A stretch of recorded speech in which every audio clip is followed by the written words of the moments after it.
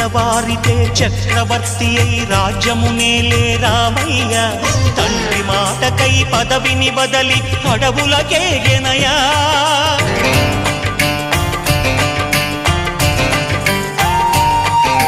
మహిలో జనులను కావగ వచ్చిన మహావిష్ణు అవతారమయ్య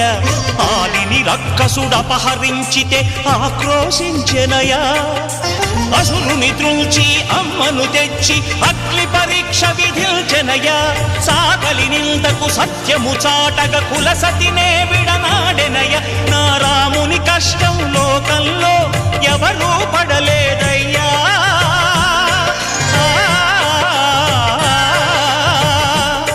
నా రాముని కష్టం లోకంలో ఎవరూ పడలేదయ్యా సత్యం ధర్మం త్యాగంలో అతనికి సరిలేరయ్యా కరుణా హృదయుడు